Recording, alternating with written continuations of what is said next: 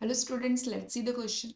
Lack of relaxation between successive stimuli in sustained muscle contraction is known as tetanus, spasm, tonus या फिर fatigue. तो इसमें क्या पूछ रहे हैं कि लैक ऑफ रिलैक्सेशन हो रही है बिटवीन टू सक्सेसिव स्टिमुलाई। तो अब जो पहला जो स्टिमुलाई होता है ना, उसको हम क्या बोलते हैं? उसको हम बोलते हैं ट्विच।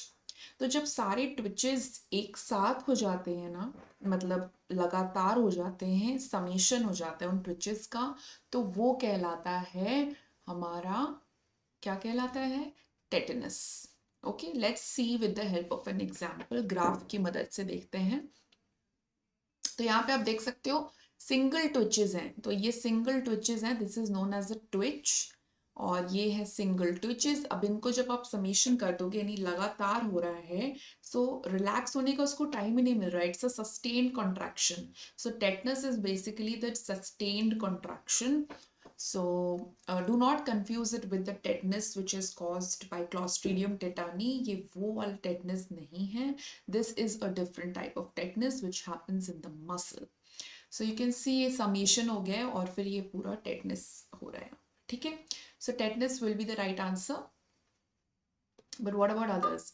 सो टोनस, टोनस होता है कि हमारी बॉडी का, जो हमारे मसल्स होते हैं, उनका एक नेचुरल कैपेबिलिटी होता है कि वो एक थोड़ा सा कॉन्ट्रैक्शन रख सके और बॉडी पूरी एकदम रिलैक्स्ड फॉर्म में ना जाए। लाइक फॉर एग्जांपल, जब आप अपना, जब आप शांत भी हैं, तो यहाँ के जो मसल्स हैं वो आपके जॉ को एक प्रॉपर कन्फर्मेशन में रखे हुए हैं, तो वो टोनस है।